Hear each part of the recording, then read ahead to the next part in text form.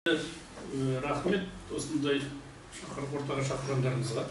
Біріншіден, екіншіден мен қазақша сөйлеймін. Үшіншіден біздің аудармашымыз бар. Бүгінгі тақырып қазақ әлемі мен түрік әлемінің тарихын зерттеудің методологиясы туралы болмақ. Методологияны менің өз пайымымша бұл ақиқаттың кілті. Методология деректі іздеудің, ғылыми ақпарат, ғылыми пайым жасаудың ең тиімді әдіс тәсілін анықтау. Енді айтады ғой, үлкен қақпаны кішкентай кілт ашады дейді ғой. Сол сияқты ғылымның ақиқаттың кілті методологияда. Кезінде сіздер Қазақстанда оқыдыңыздар ма, совет заманында оқыған жоқсыздар, бізге кезінде маркстік лениндік методологияны үйретті. Ол батыста жасалған методология. Ол батыстың ақиқатына құрылған методология. Бізде батыстағыдай өнеркәсіп болған жоқ. Батыстағыдай адамды танаудың ең сорақы түрі болған жоқ бізде. Біздің өмір басқаша болды. Бірақ тақ күресі, революция дегендерді жаңағы маркстік лениндік методология бірінші орынға қойған болады. Çok düşünüyorum mu? Özet. Çoğunu anladım zaten. Yine de çok kısa özet. Öncelikle bugün seminere davet ettiğiniz için size ve Enis'e teşekkür ediyorum. Bugün bu konu ulusal ve ortak Türk tarihini araştırma metodolojisi.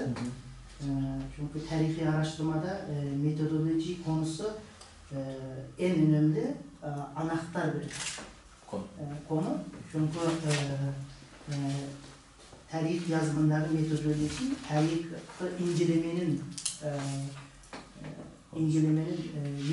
yönlendirme açısından yol gösterici bu.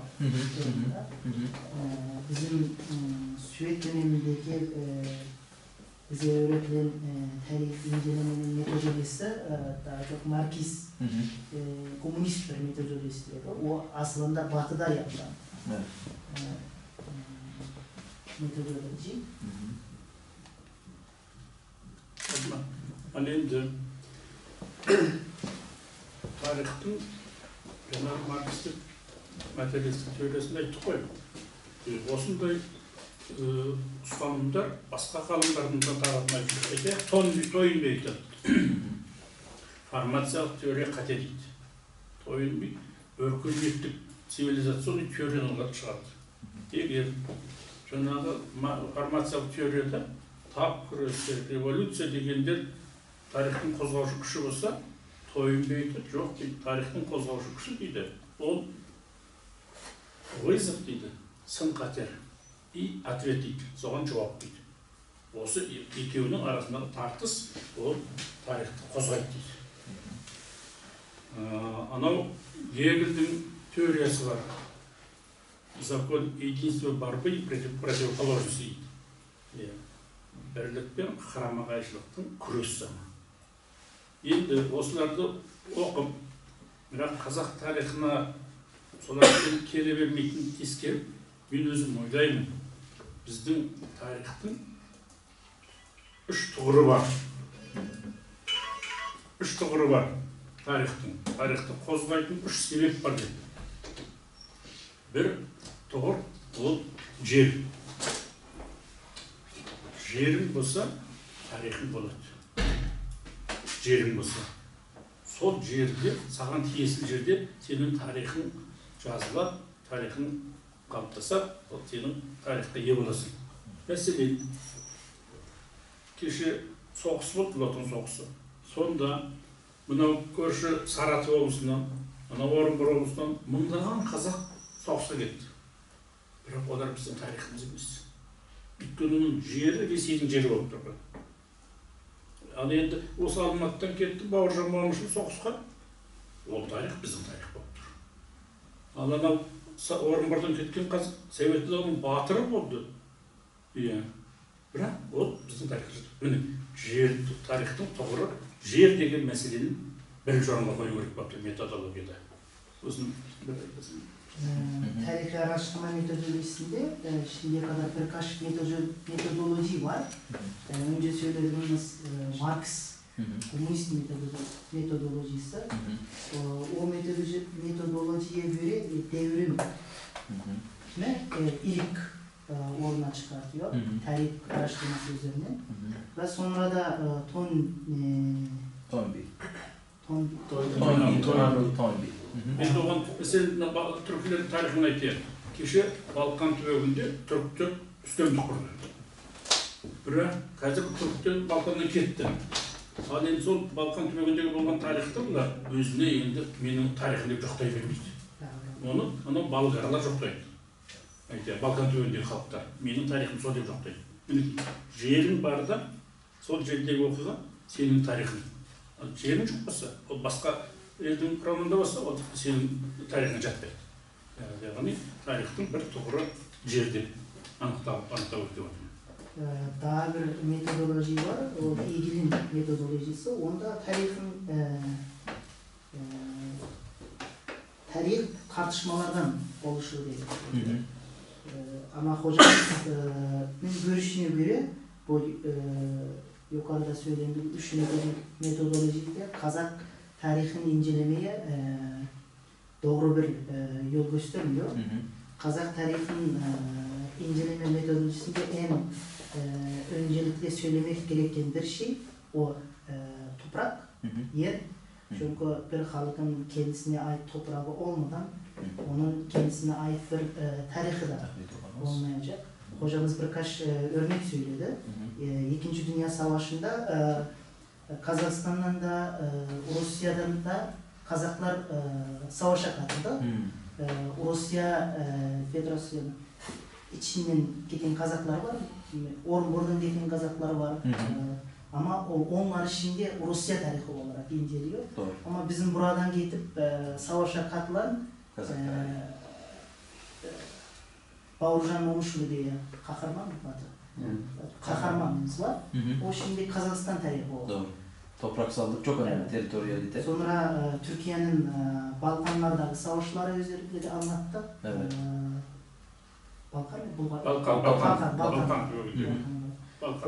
Oradan Türkler dönünce o dönemdeki savaşlar, o dönemdeki tarih hepsi Balkanlara ait olarak inceleniyor. O yüzden bu toprak faktörü tarih incelemesinde en önemli bir faktör. Şimdi Kazak жерге ерекшемен бергені анау сақ заманынан бері көрініп тұр. Томирис туралы, Зарина туралы аңыздар бар. Соның бәрі жерді басқаның қолына бермеу үшін. Қазақтың кешегі 20 ғасырда жермен қоштасқандағы жылаған өлеңі бізге жетіп отыр. Жермен қоштасқанда жылаған. Немесе қазір күй бар, ел айырылған деген. Кім Бекболат Тілеуханов айтады ғой, күңгір кісіне күреңді білер мекеміз деген өлең. Бұл күй олған ескідей. Оны күйдің музыкасын әңгір жіберді. Бұл да ел айырылған деген күй. Сонда ноғайлар кетті Кавказға. Біз осында қалдық. Осы сәтте ел айырылған деп жермен қоштасудың күйі oldu. Жерге деген ерекше құрмет, жерді бағалаған осы болып тұр. Kazaklar özellikle toprakta çok önem veriyor. O önem verdiği Kazakların eski tarihinden Sak döneminden başlıyor. O dönemde birkaç Sakalar döneminden. Sakalar. Bu Hazar'ın kuzeyinde. Bunlardan önce, bunlar döneminde olan bir Sakalar, tamam. toplumdu. Hazar'ın kuzeyinde yaşayan değil mi? Hazar Denizi'ne kadar. Tabii. O dönemden kalan birkaç tarihi eserler var. Evet. Onlarda da bu ilin topraklarından, kendi yurtlarından ayrıldığında söyleyen şiirleri var.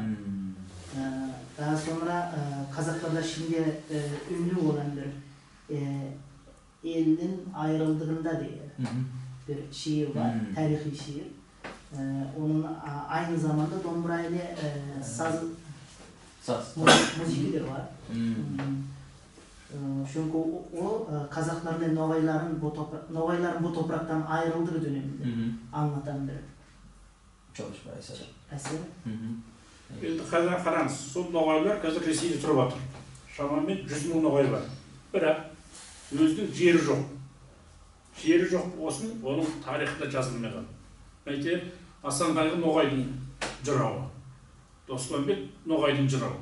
Біз оның бәрі қазақтың жырауы қылып жібердік. Өйткені аналар өзінің жері жоқ болсын, өз тарихын ие болмайды. Ал Асан Қайғы да Доспанбет осы далада өмір сүргендіктен басқа Ноғайдың өкілі болса да біздің тарихтың оқылуына кіріп кетті. Eskide o Kazakistan topraklarından ayrılan Noğaylar Rusya'da hala yaşıyor. Şimdi 100.000 civarında. Onların oraya taşınıp kendilerine ait bir toprağı olmadığından da onların çok tarihleri yazılmıyor, unutuluyor. Eskide aslında Асан Қайғы, Доспанбет diye uzanlar var. O uzanlar şimdi Kazaklara ait olarak araştırılıyor. Bu Noğaylar onlar üzerinde bir araştırma yapılmadı Noğaylar tarafından. Evet. Yani endi bu yer bizim tariximizin materialдық базисі, тұғыры жер. Енді біздің тарихымыздың интеллектуалдық тұғыры, базисі бар. Ол тіл. Ол тіл. Ол тіл. O yüzden bu toprak faktörünü Kazak tarihinin materyallık değil mi?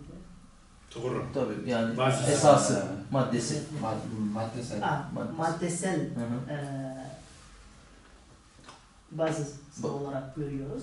İkinci bir de manevi bazısı olarak biz dili güzel, evet. Söyleyebiliriz. Iya. Осы тіл халықты кемелдендірді, бүкіл халықтың рухани байлығын ұрпақтан ұрпаққа жалғастырды. Тіл ғана. Егер бізге қарап отырсаң, кітап шығару кейінде пайда болды. Кітап шығару. Қағазға жазу кейін пайда болды. А мынау тілдің құдіретімен бүкіл ақпарат, бүкіл біздің табиғатымыз, болмысымыз осы тіл арқылы ұрпақтан ұрпаққа беріліп жетіп отыр. Мәселен, осы Қазақстанның жері көп, соның анау атаулары, жердің атаулары, ұғым түсініктер, көне заманда да, мына заманда да бізге түсінікті болатыны біздің тіліміздің соның сақтап жеткізіп отырғанда ғой. Тіліміздің ортақтығы болмаса, тіліміздің ұлттық өзімізге тәнділігі болмаса, онда біз өзіміздің тарихымызды білмей қалар едік. Ал егер қараңыз міне, тілдің көрінісі, материалдық көрінісі жазу мәдениеті ғой. Араб әрпімен жазу тоқтады, біз көп дүниеден айырылып бардық. Енді бүгін міне кириллица тоқтайды, ұмаш болса, бір-екі ұрпақ өткенде бұдан да біз айырылып қалатын не болады. Мамандар ғана біліп қалады. Қалың көпшілік білмей қалады. Бірақ соған қарамастан қағазды танымаса, оқи алмаса да арабшаны біздің халқымыз қазір анау тілдегі ұрпақтан ұрпаққа жеткен байлық арқылы біліп отыр. 100 том шықты бабалар сөзі деген. 100 том бір халықта мұндай фольклордың қазынасы жоқ. Мына Қақас деген халық бар, олардың фольклоры көп басыр Татақтан болады. Және ол халық анау өздерінің фольклордың атын біледі, айтайық, Алпамыс, Қобыланды деген сияқты. Но онда не айтылатынын білмейді уже. Ұмытылған әбден қалған. Өйткені тілден айырылып отыр. Орыс тіліне көшіп кетіп отыр. Тілден айырдым деген сөз, сенің тарихыңның тұғырынан айырдым деген сөз. Tarihta til faktörü bir milletin manevi gelişmesine, manevi miraslarına atadan kalan gelen ortaklık Dedelerden gelir. Nesilden nesile. Nesilden nesile aktarılması için çok önemli rol oynuyor. Tabii. Çünkü til önceden olan bir faktör ama sonra bu kağıt, yazma, kitap faktörleri sonra geldi. Bu harfler, onlar değişebilir, unutulabilir. Eskide bizde Arap alfabesini kullandık. Arap alfabesinin değişince bazı şeyleri kaybettik. Sonra Kiril alfabesini yaptık. Kiril alfabesi şimdi belki de Latin alfabesine dönersek daha biraz şeyleri kaybedebiliriz. Doğru. Ama en önemlisi biz dilimizi kaybetmemiz lazım. Doğru. Çünkü dil kaybedilince bazı şeyleri kaybedilebilir, tarih kaybedilebilir. Doğru. Hocamız bir örnek söyledi. Kazakistan'da Babalar Sözü diye bir folklor eser yayınlandı. 100 cilt. O kadar büyük. Evet. Hakaslarda da öyle bir şey yayınlanmış ama 4 cilt sadece. Nerede yayınlanmış? Hakas. Hakaslar. Hakas yani. Tamam. Hakas. 4 ciltten oluşuyormuş. Çünkü onlar bazı tarihi eserlerinin adını, ismini biliyor ama orada niye yazıldığını unutmuş. Çünkü onlar şimdi daha çok Rus dilinde kullandığı için kendi dillerini unuttu. Dili unutulunca tarihlerini de kaybetmeye başladı. Evet. Ne? Tilden karanız. Bizge ana zamandan haber veretmen. Mesela bir jurnalistler bulaysa Prezidentimiz Amerika'ya barajatıp at basın Almatı'ga bordu deyip Almatı komutuyla Amerika var. Sonunda at basın bordu deyip. Faktisi prezident at bir cümle.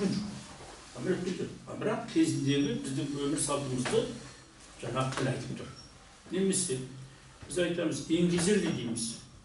İngilizce dediğimizi bilmeyimiz zaten. İngilizce dediğimiz öyle tağda dediğimiz yapmıyor. Asıl İngilizce bilmiyor diye ki biz bilmiyordunuz. Getirdim kudreti, ol bunlardan görseydi, bərber olsa tarihte tek bulalarında, tarihte kötülük turatında, soğan bazis bulalarında. Olcastın nanday sözü var, Süleyman'ın. Eğer biz sözde okudu yürüysek deydi, jer, özün, tağ, aralatlarından tillerдің materi және мұхит бойынша қозғалу бағдарын анықтауға болады. Сондықтан сөздікте kez келген этносқа үлкеніне де, кішісіне де өзінің шыққан кезінен бастап өткені жайында толығырақ білуге көмектеседі. Шынында да анау Америкадағы үнділер, Американың байырғы тұрғындар тілі сақталып қалды. Ал сол тілде біздің түркі тілдердің қаптаған есі жүрген, қалдағы жүрген. Қайта алманы олар алма дейді екен. Тәтені тәте дейді екен. Соған қарап, мамандар ол Американың үнділері осы Азиядан кеткеніне көздері жетіп отыр қазір. Көздері жетіп отыр.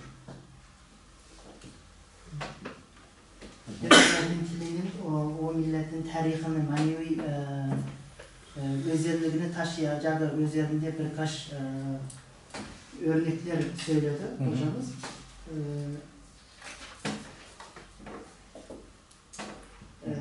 Bir ilginç bir örnek.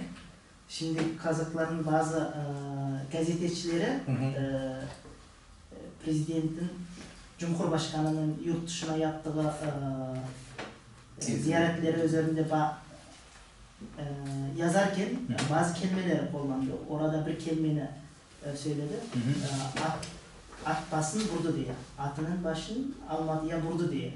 Orada şimdi Prezident atla koşmuyor ama orada bizim eski dönemleri. O kalmış, devam ediyor. Onun hayvancılıkla uğraşan o dönemdeki manevi atın önemi. At başı vurdu. Evet. Yani geldi mesela. Evet, Ulaştı. Sadece o kelimede bizim eski tarihimiz üzerinde. Evet. Bir bilgi olarak. Bilgi olarak gözüküyor. Çok güzel. Anatol Franz деген Fransыздың жазушысы болған. Сол былай деп жазыпты. Все деяния наций, все установления, постепенно создавшиеся ходом истории, оставили свой отпечаток в языке. В современной речи находишь следы, оставленные в ней церковью и феодализмом, крестовыми походами, королевской властью, обычным правом и правом римским, схоластикой, возрождением, реформацией, гуманизмом, веком философии, революции и демократии. Yani til bu бар оқиғаның тарихтың куәгері ғой. Енді осы тілге сүйенумен сол бір оқиға екінші заманда жалғасын тауып отыр. Егер тіліміз тоқтап қалды ғой, мүлде басқа халық келеді, мүлде басқа тарих басталады, мүлде басқа құндылықтар келеді бізге. Осы мен ойлаймын, тарихтың базисі тұғыры тілде. Қай оны 99 түрлі вариациядан көре болады тіл екен. Қазақ тілін жақсы білетін адам, мынау сөйлеп тұрғанда, ол қазақтың оңтүстіктен ба, батыстан ба, шығыстан ба, орталықтан ба екенін аңғарасың. Бізде диалект жоқ бізде, бірақ говорлар бар. Бір терминдер бар. Батыста қолданатын термин, оңтүстікте қолданылмайды. Батыстың жігіті не зат дейді, допустим. Мен біле қаламын, Атыраудың қазағы екен ғой, біле қаламын мен. Біле қаламын, не зат дейді. Ал мұны оңтүстікте ойла дейді. Уже білесің. Мінекей тілдің құдіреті тарихтағы қалдырған ісі. Ешқандай күмән болып тұрмайды. Әрбір tarihsel süreçte diğer milletlere de baktığımızda yani bu dile bağlılık sadece yani Kazaklara bağlı değil. Diğer milletlere de baktığımızda onlarda da görüyoruz ki dil bütün milletlerin tarihlerinde belirli bir kalıntı bırakmıştır. Yani dil bu sayede şöyle değerlendirebiliriz. Dil tarihi bir hazine ve bu tarihi hazine içinde o milletin tarihi, felsefesi, düşünce yapısı, düşünebileceğimiz her şeyi bu dil kabının içine koyabiliriz. Ve bu dil kabının içinde Kazakistan'dan bir örnek vardı. Kazakistan'da Kazak dilini iyi bilen birisi başka birisiyle konuşurken hangi bölgeden olduğunu bilebilir.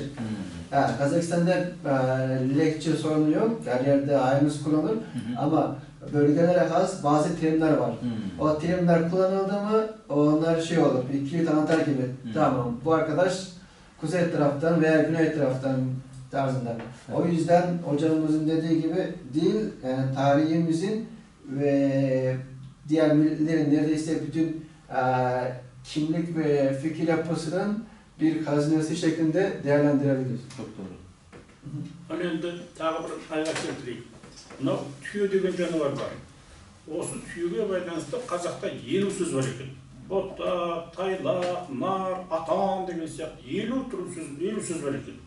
Ал енді қазақта техникаға байланысты онда 50 сөз жоқ. Өйткені біз машина шығарған жоқпыз, паровоз шығарған жоқпыз. Біздің тарихымыздың өзі тіліміздің байлығынан, тіліміздің рискасын көрініп тұр. Тіл тарихтың тұғыры, базисі дегенде осындай жүздеген мысал келтіруге болады. Тілің бар ма? Тарихын жалғасады. Мынау қазір қазақтар неге жанталасып жатыр? Мемлекеттік тілді жұмыс істеткізейік, мемлекеттік тілді алға басырайық. Өйткені ол халық ретінде сақталуына, сенің тарихыңның сақталуына бірден бір шарт. Тілден айырылғасын, сенің тарихында керегі жоқ. Біз тілден айырылсақ, өзі ішіне керегі жоқ, абай ішіне керегі жоқ. Бәрі сызылып, ұмытылып, уже біздің тарихымыз жоғалып кетеді. Тіл тарихымыздың интеллектуалдық негізі, тұғыры, интеллектуалдық базисі деп biz mойындауымыз керек сияқты. Hocamız deve kelimesine söyledi. Kazaklarda deve üzerinde 50'den fazla kelime varmış özel olarak.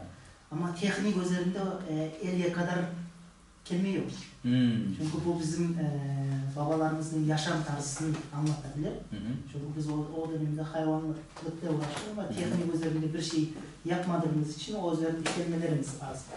Şimdi Kazak toplumunda bu ana dili devlet dili değil mi? Devlet dilinde çok baskı vermeye çalışıyor. Çünkü bu bizim için, tarihimiz için, bizim geleceğimiz için o kadar önemli olduğu için ona önem verilmeli. Tabii. Evet. Ya, al endi şu to'g'ri siyosiy to'g'ri deylik shu tariximizda. O memleket. Memleket deganning qisqacha anықтамасы менің түсінігімде ол отан деген сөз ғой. Мемлекетің бар ма? Сенің отаның бар. Мемлекетің бар ма? Сенің қорғаның бар. Мемлекетің бар ма? Сенің азаматтығың бар. Тарихтың Üçüncü tuğru o memleket. Tarihin üçüncü bir önemli faktörü o devlet, siyasi faktörü diye söyleyebildiğimiz memleket. Devlet olunca devlet demek otan demek. Devletin olunca kendi vatanın var. Vatan ne oluyor? Devletin yoksa sende otan da yok. Korunak da yok değil mi? Evet, Sığınak da yok. Onları da söyledi herhalde. Evet. Ya alanda memleketin de türü var koy. Nominalді memleket болдық біз кеше. 74 жыл бойы Егес үкіметінің құрамында номиналды мемлекет болдық. Ал оның алдынан 180 жыл бойы бізде мемлекет болған жоқ. Біз Ресей империясынан құрадық. Ресей империясынан құрадық. Сол 180 жылда, одан кейін 74 жылдың ішінде көрген трагедиямыз көп. Қазақтар аштықтан жартысы қырылып қалды. Қазақтың бүкіл зиялысы 37-жылғы депрессиядан өлді, қырылды. Сонда мемлекеті жоқ бола тұрса да, өзінің қорғаны жоқ бола тұрса да, қазақ деген халықтың сақталып қалғаны біріншіден оның тілінің жоғалмағанында. Ана бабаларымыздан қалған бай тіліміздің болғанында. Ол мемлекеттің жоқтығын компенсировать етті. Оны білдірмей жіберді. Мінекей тілдің тарихқа тұғыры болатыны, ол тіптен мемлекеттің өзін жоқ болып тұрса да, ол мемлекетке тән функцияны атқара береді екен ғой. Бірақ әрине мемлекеттің болғанға ештеңе жетпейді. Süvet döneminde 70 sene bizde sözde devlet oldu. Ondan ileri Rus İmparatorluğu döneminde 180 yıl bizde devlet olmadı. Onların baskısı altında oldu. Bu toplam 250 senede biz çok acı çektik, çok baskı gördük, çok şeyleri kaybettik. Ama bizi bir millet olarak koruyabilen, bizim millet olarak hayatımızı devam etmemize neden olan şey o yerimizdir ve dilimiz. Dilimiz yerimiz olduğu için devletimiz olmasa bile biz şimdiye kadar dayanabiliriz. Ama devletin olması da çok önemli. Ал енді осы жердің, тілдің, мемлекеттің тарихқа тұғыр тірек базис болуының бір үлкен шарты, ол тілге де, жерге де, мемлекетке де тұрақтылық керек, стабильность дейміз ғой, керек. Осы тұрақтылық болмаса, жаңағы айтқан үшеуі де әлсірейді. Үшеуі де бізге қажеті жоқ, басқа бір оқиғаларды алып келеді. Саяси тұрақсыздықтан біз кезінде тәуелсіздігімізден, азаттығымыздан айырылып, Ресейге бодан болып кеттік. Ал енді бодан болып кіріп едік, тілімізден айырылып біз. Совет одағы құлайтын қарсаңда қазақтың 40% өз тілін білген жоқ. Орысша сөйлеп кетті. 40%. Ол ұрпаққа қазақтың ертегісі де, қазақтың әуезові де маңызды емес. Оған қайта Пушкин керек, оған қайта Бальзак керек, тағы керек. Мынау қазір Қазақстанда көп айтып отырмыз ғой, ынтымақ, бірлік, татулық, достық деп. Оның бір анықтамасы сол тұрақтылық деген, стабильность деген сөз. Тұрақтылық болса, біздің жерімізде, тілімізде, мемлекетімізде өзінің бар потенциалын ашылатын болады, әлеуетін ашылатын болады. Tarih üzerinden önemli olan toprak, dil, devletin korunabilmesi için önemli olan şey o istikrar. İstikrarlı bir ortamın olması. İstikrar olmayınca onlar da bozulabilir. Süvet döneminde biz Kazakların %40'ı kendi dilinde kaybedip Rusça konuştu.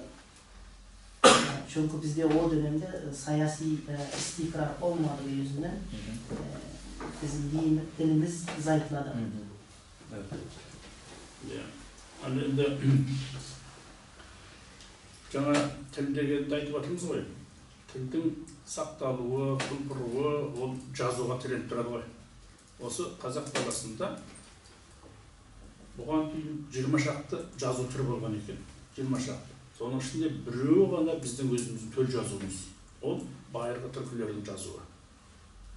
Қалғанның бәрі, шынды айтып келгенде, сырттан келген жазу ғой. Латынша ол латиница, Европаныкі, арабша ол арабтікі, Африканың жерінде жатыр. Мынау кириллица ол славян халқынікі. Біз өзіміздің төл жазуымызды сақтай алмай қалған халықпыз. Төл жазуымызды сақтай алмай қалған халықпыз. Әрине бұл біздің тарихымыздың бір өте нәзіктері ғой. Егер біздің төл жазуымыз болып тұрса, армяндар сияқты, қытайлар сияқты, онда біз біреудің латиницасын қайтер едік. Өзім жазуым бар, сонымен жазамын, өмірайлымыз едік қой. Өзімдікі болмаған соң, кеше арабтікі лақтырып тастадық, оны латынға көштік. Одан латын лақтырып тастадық, кириллицаға көштік. Енді мені кириллицаны тастаймыз, қайтып латынға көшеміз. Өйткені бізге өзіміздің жазуымыз болмаған соң, мына заманға бейімделу керек болып тұр. Осы заманда жұмыс істейтін пайдалы прагматизм ғой, соны алуымыз керек болып тұр ғой. Бұл жерде бұл бір жағынан амалсыздық, екінші жағынан біз үшін оның қимайтын, ешқайсының қимайтын ештеңе жоқ. Ертең Қытайдың жазушы, Жапонның жазушы әлемге үстемдік құрсыншы, біздің ең ұрпақтар соған керек көш жасаудың бетін әбден көбі әлемнің Жапонның жазуымен жазып жатыр екен. Сол ма? Ama dilimiz için önemlisi o alfabede. Şimdiye kadar Kazakistan topraklarında 20'ye kadar alfabe kullanılmış.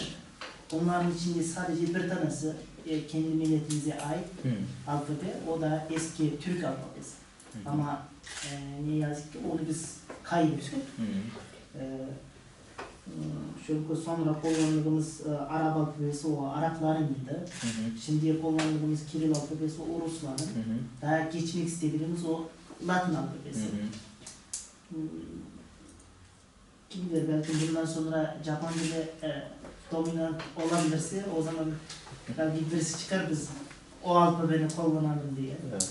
O yüzden o alfabe de çok önemli olur. Tabii.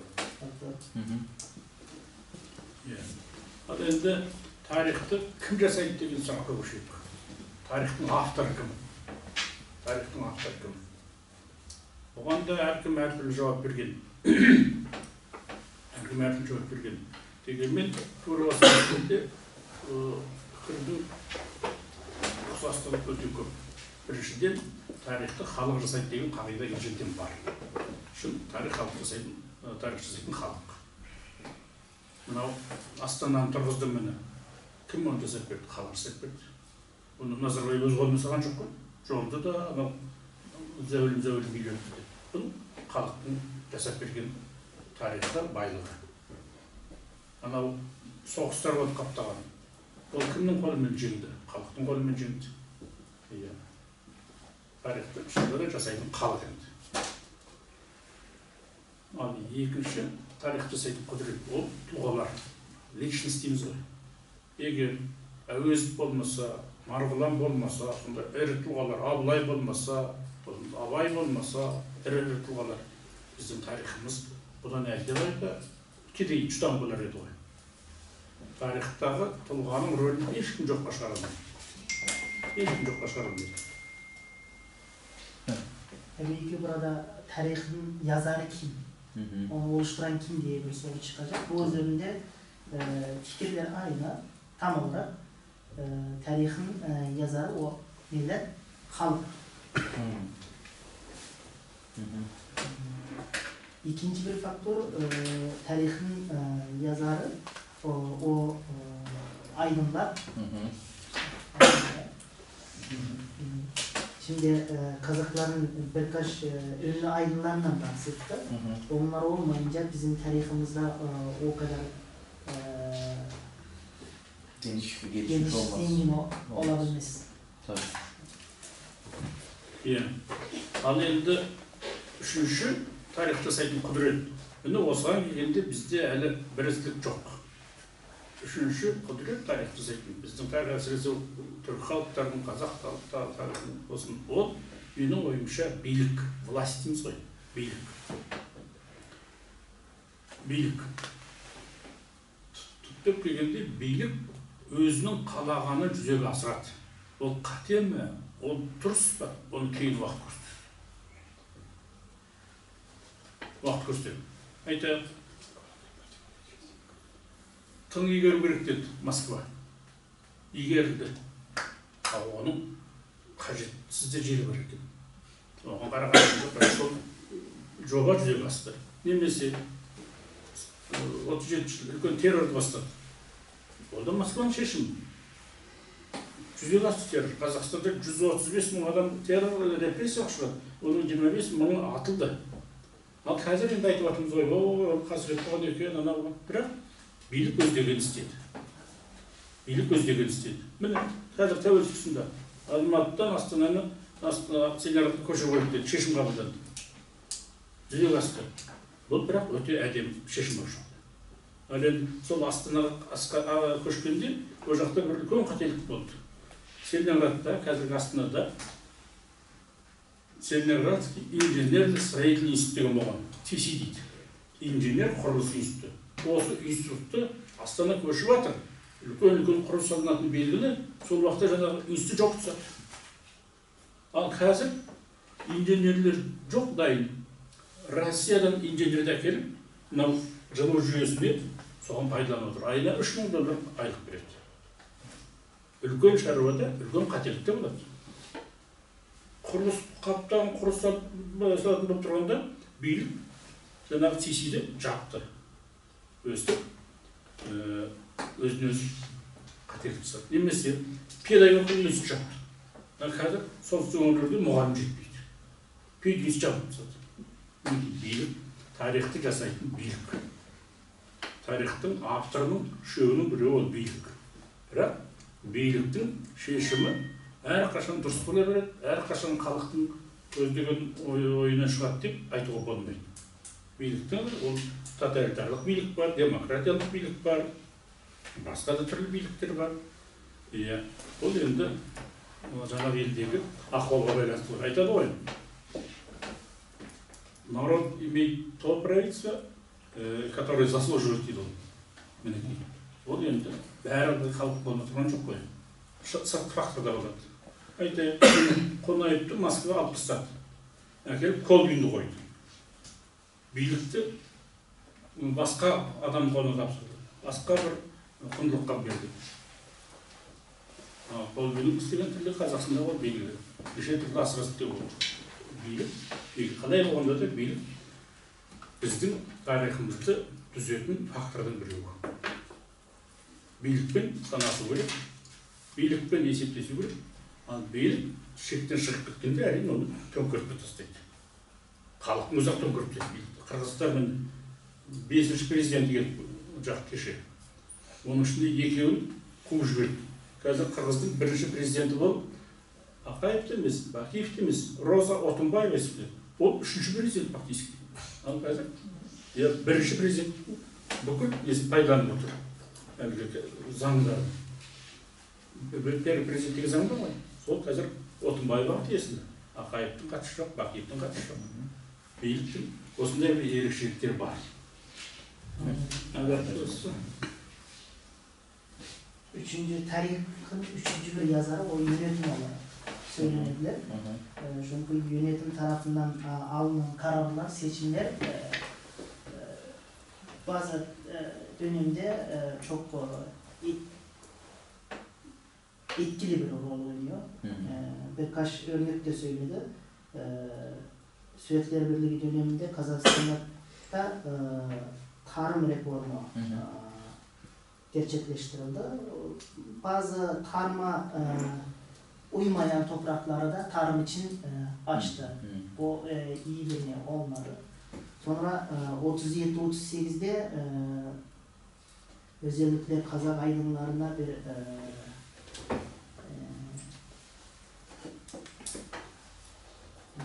Sürgün mü? Sürgün Kazak yapıldı. aralarında. O dönemde Kazakistan toplam genelinde 135 bin insan sürgüne vardı. Ondan 25 bini de öldürüldü. Bu Kazakların tarihi açısından büyük bir kayıp oldu. Sonra da bir örnek olarak Astana'nın başkentin değiştirilmesi o iyi bir karar. Bizim tarihimiz içinde çok önemli. Ama o kararın yanında iyi olmayan şeyler de var. O dönemde şimdiki Astana'nın kaldığı yerde bir mühendislik enstitüsü varmış. Tam başkenti değiştirirken o enstitünü de kapatmış. Ama sonra da Astana'da çok inşaat yapılırken mühendisler lazım olmuş. Şimdi bazı mühendisler yetişmediği için yurt dışından davet ederek olarak 3-4 bin dolar ödememize durumda kalmışız. Bir de bilginin öneminden bahsetti galiba değil mi? Bilgi. Bilgiden bahsetti herhalde. Bilik diye sürekli. Ben mi yanlış? O bilik demek. Bilik yönetim demek. Yönetim karar verir. Yönetim karar Kazakça'da bilik. Bilik. Tamam. Tamam. Bilik o yönetim karar verici demek. Onun dışında yönetimin dışında da ona ek olarak dış faktörlerden bahsetti. Mesela Kazakistan tarihinde zamanda Kunayev diye bir Kazakistan'ı yöneten şahıs vardı. Ondan Sovyet yönetimi başka birisinin kendini gönderip Kozbi diye birisiyle değiştirdi. Ve Kazak tarihinde önemli bir yer aldı. Çünkü onun değişmesiyle Kazakistan'da bazı şeyler değişti. Ve Kazakistan'da Kunayev Kazakistan'ın realitesini çok iyi bilirken hiç Kazakistan'la alakası olmayan Kozbi'nin atanması Kazak tarafından da hoş karşılanmamıştı. Kaç yıllarında oldu bu? İşte bu da. 89. 89. Anladım. Tamam. Son yapıldı. Evet.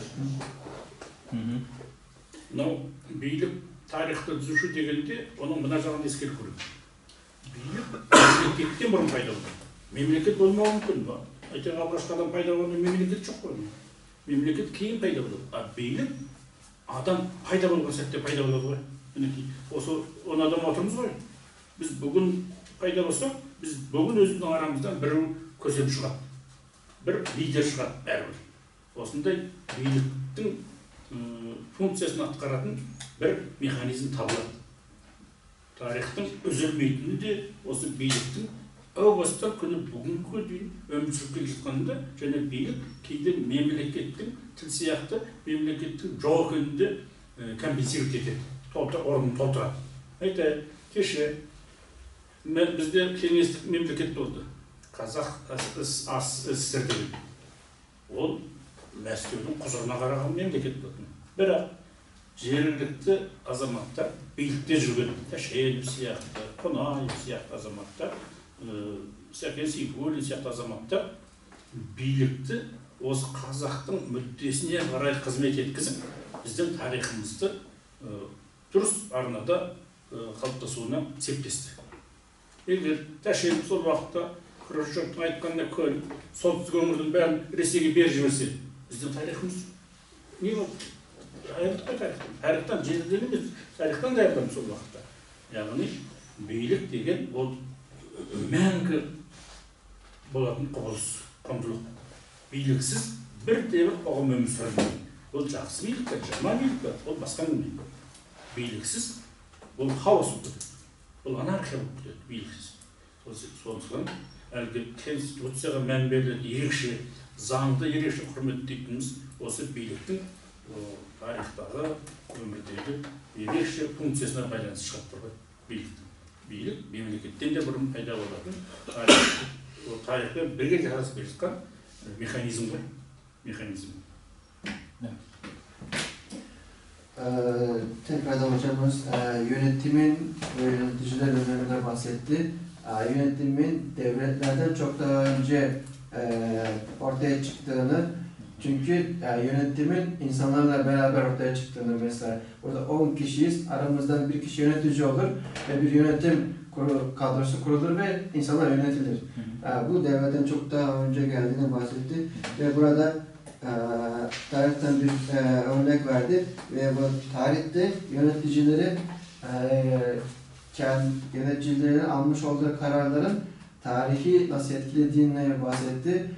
Örneğin her ne kadar Kazakistan Sovyetler zamanında Sovyetler Birliği politikasına bağlı olsa da Kazakistan'daki Kazakistan yöneticileri örneğin Taşanov, Kunayev gibi yöneticiler aldıkları kararlarla Kazakistan'ın tarihine olumlu yansımaları oldu. Örneğin zamanında Taşen. Kımsıra bir tane solsuzlukta görsün.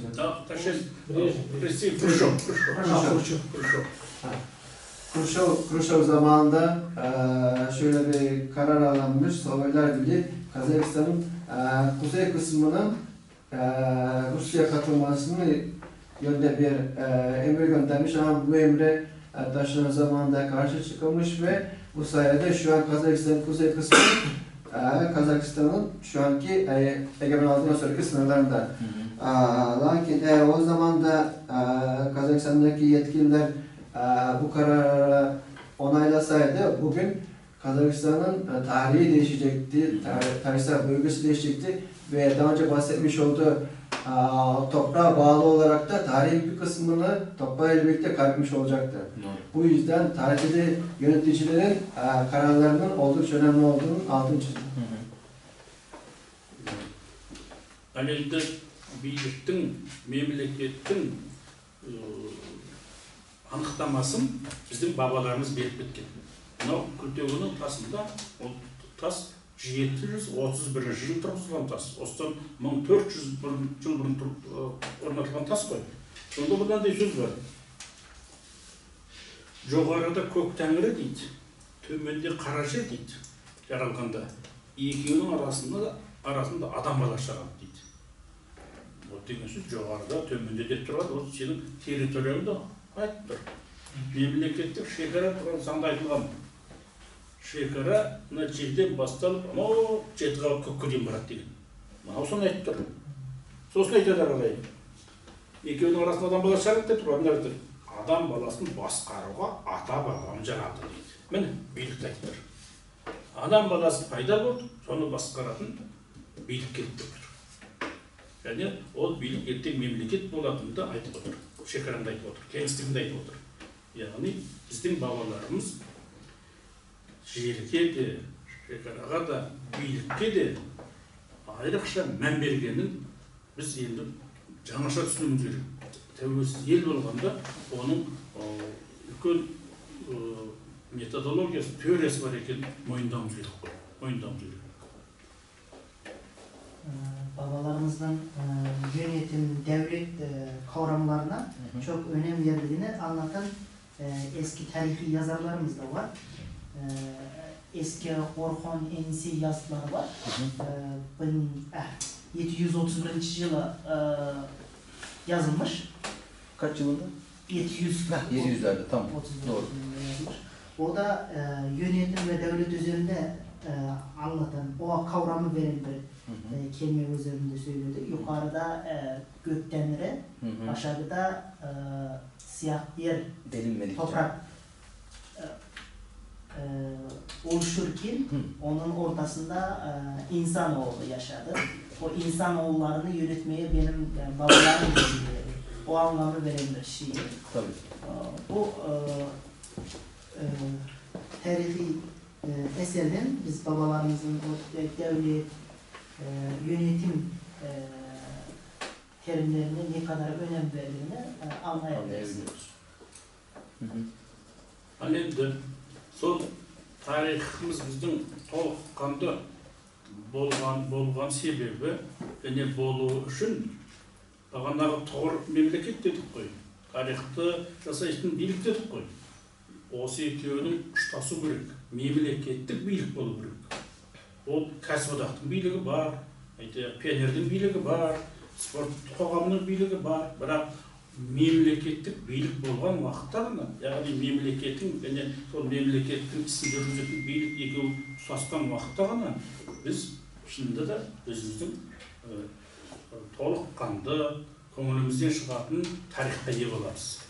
Тарихқа ие боламыз. Біздің кеше кеңестік заманда біздің билігіміз болған, бірақ мемлекетіміз шалаша, енді қуыршақ мемлекет еді. Билігіміздің өзі Мәскеудің айтқанымен қойылатын, тағайындалатын, соның қасқабағына қарайтын. Сол себепті біздің кешегі тарихымызда өкінішті сәттер көп болды.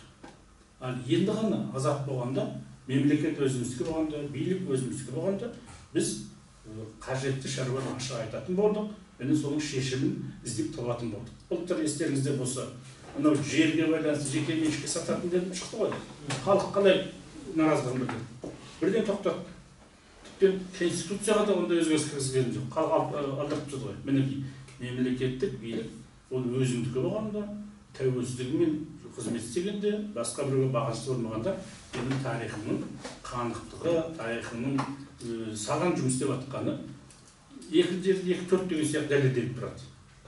Бұл да методологиялық бір пайымға жарайтын ақпарат деп ойлаймын мен.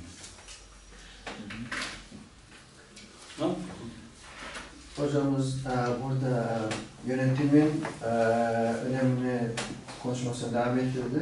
Burada yönetimin sadece yönetim değil, devlet yönetiminin asıl önemli olduğunu. Çünkü yönetim derken bir şirketin veya bir merkezin yöneticileri olur, bir yöneticiler olur ama en üst kadroda bir devlet yönetiminin olması, o devlet yönetimi bağımsız olmasının ve bağımsız bu devlet yönetiminin ise milletin yararları için çalışması gerektiğini ifade etti. Burada tekrardan tarihten örnekler vardı. Tarihte Sovyetler Birliği zamanında Sovyetler Birliği'nin üst yönetim kadrosuna bağlı olduğu için istenilen kararları ve Kazak halkının yararına gelecek bazı kararları anlamadığını, bu yüzden de bazı üzücü diyebileceğimiz hadiselerin meydana geldiğini, ama bağımsızlığımızı aldığımızdan beri devletin devlet yönetimi olarak bağımsız olarak kendi milletinin yararına kararlar almaya başladığını ifade etti. Burada son dönemlerde bir karar çıkmıştı, toprak reformu diye. Toprak reformunun içeriğine bakıldığında birçok kişi bu toprak reformunda toprak yabancı satışına karşı çıkmıştı. Bu karşı çıkmanın boyutu oldukça biraz yüksek ve şiddetli olduğu için hükümet hemen bu kararı işleme konulmasını durdurdu ve bununla ilgili çeşitli çalışmalar başlattı. Bu reformun daha nasıl milletin de kabul edebileceği bir forma nasıl sokabiliriz diye. Buradan şu anki bağımsız devletimizin milletin yararına çalıştığını görebiliriz diye ayrıca bir ekledim. Evet. Ama tarihte тұлға жасайды дедік қой. Асыл тұлға дегеніміз кім? Екінің бір тұлға емес. Айтайық, бүгін министр болып отыруы мүмкін, әкім болуы мүмкін, академик болуы мүмкін. Бірақ ол ертең тұлға емес екенін көрініп анықталып қалады. Сонда тұлға деп кімді айта аламыз? Тұлға деп менің өзім ойымша практикалық қолданбалық тұрғыдан, теориялық шығармашылық тұрғыдан мәңгілік немесе дәуірлік шешім тапқан, құндылық қалдырған адамдан айтамыз. Ол практикалық қолданбалық және немесе теориялық шығармашылық тұрғыдан. Айтайық, әуезов Абай жолында шығарма қалдырды. Бұл мәңгілік шығарма. Мәңгілік шығарма. Ал енді бізде ғалымдар бар. Сол кеңес дәуірінде қажетті шешім тауып берді. Айтайық, Шавқат Шоқин деген кісі болған. Сәтбаевтан кейін Қазақстан ғылым академиясының президенті болды. Сол Шавқат Шоқин деген кісі әрине қасында көмекшілері болды. Орталық Қазақстанды суландыруға Ертіс Қарағанды каналының негізін жасап берді. Қазір соның арқасында Теміртау жұмыс істеп жатыр, металлургия комбинаты. Соның арқасында орталық Қазақстанда су бар. Бұл дәуірлік мәселені шешіп берді. Өзі ол мәңгілік мәселе. Мінекей осындай дәуірлік берісі, әрісі мәңгілік құндылығы бар, қызмет атқаратын практикалық қолданбалы немесе теориялық шығармашылық мұра қалдырған адамды біз тұлға деп айта аламыз. Ол тарихымыз жасап береді сол тұлғалар. Tarihimizden bahsederken tabii ki de kısaca daha önce değinmiştik. Ünlü şahsiyetler, tarihimizdeki ünlü şahsiyetler. Peki ünlü şahsiyetleri olarak kimi tanımlayabiliriz? Bu sorunun cevabına kendi fikrim olarak şunları söyledi. Kendi fikrim, yani hocamızın fikrine göre hem pratik hem teorik açıdan halkının uzun süre gelen bir problemi çözen birisini ünlü bir şahsiyet olarak belirleyebileceğini ifade etti. Örneğin burada Abuzov bizim ünlü yazarlarımızdan birisidir. Burada onun Abay kitabından bahsetti. Yazdığı bu Abay kitabı Kazak tarihi için, Kazak milleti için son publishing vazifesi ve sonsuza kadar devam edecek. Bu bir yazıldı ve bunun devamı gelecek. Onun dışında tarihten Şavkat Şokin diye birisinden bahsetti. Bu kişinin zamanında Orta Kazakistan'ı sulandırma projesinde, Orta Kazakistan sulandırma proje kanalını yaptığını, bunun projesini çizip verdiğini ve bu proje sayesinde bugün Orta Kazakistan'ın suyla buluştuğunu, oradaki Karaganda şehrindeki birçok işletmelerin, birçok madencilik işletmesinin bu sayede çalışmaya başladığını belirtti. Bunun gibi tarihte iz bırakmış kişilerin kendisinin kendi fikrine göre ünlü şahsiyet olarak tarihe katkı yapmış birisi olarak değerlendirebileceğini ifade etti. Evet, çok güzel. Endi бұл тұлғалар оны алдын ала жоспарлау мүмкін емес. Менен алдын ала жоспарлау болады. Мен жылына 10 мың юрист дайындаймын, немесе 20 мың дәрігер дайындаймын, 100 мың мұғалім дайындаймын деп жоспарлауға болады. Ал енді сол 100 мың дәрігерімнің, мұғалімнің 1 мыңы тұлға болады, бағанағы дәрігердің 5 мыңы тұлға болады, ол осындай өлмейтін мұра қалдырады деп жоспарлай алмайсың. Тұлға бұл өзі енді айтсақ Құдайдың бір сыйы ғой. Діни тұрғыдан айтсақ, былай айтсақ ол тағдырдың сыйы. Ал енді осындай тұлғаларды дүниеге әкелетін құдіретті білмеймін, бірақ заманның талабы, сұранысы, бағанағы тойынбай айтқан вызов и ответі береді тұлғаны. Вызов тойынбай айтқан вызов и ответі береді. Сұраныс пен ұсыныстан шығатын тұлғаның ömürlü geliyor. Hocamız burada ünlü şahsiyetleri hakkında devam etti konuşmasına. Konuşmasında hükümetler, devletler şöyle açıklamalar yapabilir. Bu sene 100.000 doktor hazırlayacağız. 50.000 avukat yetiştireceğiz diyebilirler. Ama bunların içinde 100.000 doktor yetiştireceğiz, ben 1000 tane tarihi eser bırakacak, doktor çıkaracak kimse diyemez. Çünkü bunlar zamana göre, durum şartlarına göre ve dinler bakarsak da Allah'ın hikmetine göre çıkan kişiler. Bunlar zamanında belli problemler üzerinden çıkan kişiler. Bunlar ne zaman çıkacakları belli olmuyor. Ve bu kişilerin ne zaman çıkacakları belli olmadığı için de o kişilerin tarihte nasıl etkiler bırakacağını da onlar çıktıktan sonra görüyoruz. Çok güzel. Tuğalar tағы бір қасиетті туғаның жалпы адам баласының қиялы шексіз ғой. Анау ертегілер бар, қиял ғажайып ертегілер. Соның бәрі адамның арманы. Ертегілер бар, ұшатын кілем, немесе пырақ, қанаты бар аттар. Онда ұшақ ғой. Осы туғалар осындай қиялды ақиқатқа айналдыратын ерекше бір қабілет иелері ғой. Ерекше қабілет иелері ғой. Ал түбінде жаңағындай қиялы ойлар өзінің шешімін табады. Ол өзінің тұлғасын күтіп отыр. Тұлғаны жаңа жоспарлай алмайтынымыз, ол мәселен Назарбаевтың тағдырынан да көріп тұр. Назарбаев президент болғанда 91 жылы 51 жаста. 51 жаста. Ал оған дейін 40-қа дейін, 45-ке дейін Назарбаевты халық білген жоқ. Осы сияқты хатшылар көп болды. O siyahtı şunun öte köp bol. Birak bunu tarih moyununa jıgardy bir tulga retinde o süreç var. Tulga retinde süreç var. Bu tulga toğamdan tulga bolup durmaydı. O vakti men, Fransız men, özünün zamanında kayışlık beni, kıyışlık beni arpasıp жүрüp, özünün Kuday vergen kasiyeti, taqdir silahının kasiyeti, onu aslında bilikki çıkardı. Burada konuşmasının devamında Sayın Cumhurbaşkanımız Mustafa Nazarbayev'den bahsetti.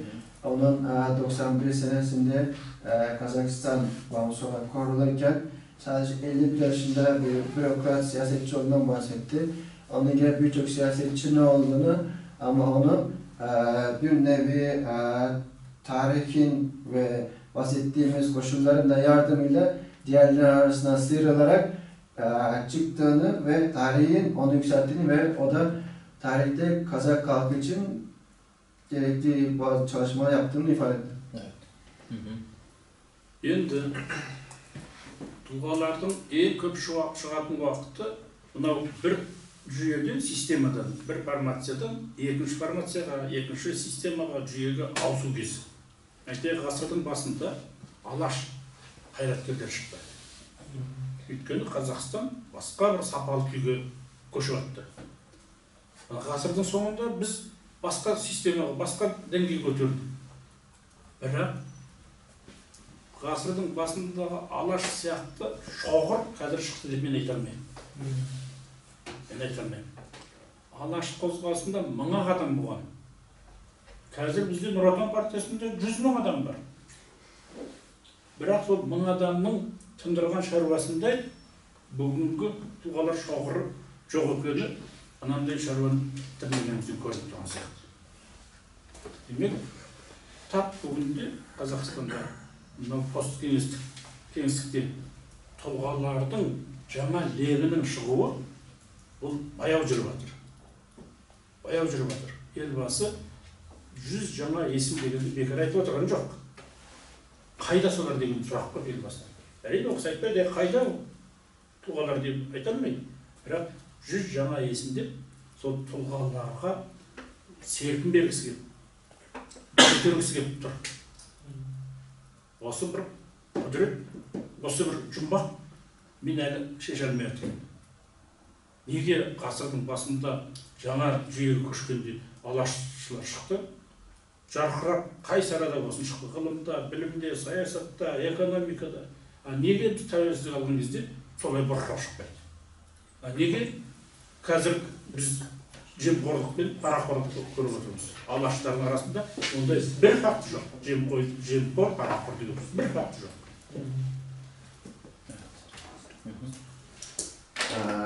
Bahsetmiş olduğumuz ünlü şahsiyetlerin çıkış süreçlerine bakıldığında tarihsel süreçte genellikle sistemlerde değişiklik olduğu zaman bir yüzyıllar başında ve yüzyıllar sonunda genellikle bu insanların her çeşitli alanlarda çıktığını görebiliyoruz. Kazak tarihinden örnek verdi. Kazak tarihinde burada Alaş orada diye bir hareketlenme vardır. Onun içindeki alimlerimiz, siyasetçilerimiz, çeşitli alanlardaki, kendi alanındaki uzmanlar aşağı yukarı 1000 kişi civarındaydı. Ve hocamız şöyle bir değerlendirme yaptı. O zamanki 1000 adam, şimdiki Nur Otan Partisi'ne üye 100.000 adamın yaptığı işlerden belki daha çok işlere zamanda imza attı. Evet. O zaman çıkan bu birçok ünlü şahsiyet bağımsızlık aldığımızdan sonra bir sistem değişikliği oldu. Bağımsızlık aldığımızdan sonra veya yeni bu yüzyıla girdiğimiz zaman 2000'li yıllarda neden böyle bir tekrardan patlama yaşanmadı? Ve bunun dışında bu günümüzde de sorulan sorulardan birisi olarak şunu ifade etti. Neden günümüzde önceki yüzyıllarda gibi dahiler, mevcutlerin sayısı çok da azalmaya başladı. İşte bu mevcutlerin azalma sayısındaki sorunu tabi araştırmaya, tartışılmaya açık bir konu. Onun dışında Sayın Cumhurbaşkanımız Mustafa Nazarbayev'in de öne sürdüğü bir proje var. 100 yeni isim. Bağımsızlık alındığından beri Kazakistan için çalışan ve Kazakistan'ı çeşitli alanlarında gelişmesine katkı sağlayan 100 yeni isim projesi var. Bu konuda 100 yeni isim belirlenip halka bu isimler sunulacak. Bunun sunulmasının sebebi halktan yeni isimlerin çıkması için halkı teşvik etmek anlamında. Evet, çok güzel. Lenin öz zamanının danışmanı. Sol Lenin aytadi. Sotsializmin 3 жауы бар дейді. Бірінші жауы сауатсыздық дейді. Ол әлгі жазатын сыз алмайды деген сөз емес. Елді басқара алмайсың, мына шаруаны ретін білмейсің деген сөз. Екіншісі дейді бюрократия дейді. Яғни тез арада бітіретін шаруаны айлап жылдап соза беруге болады.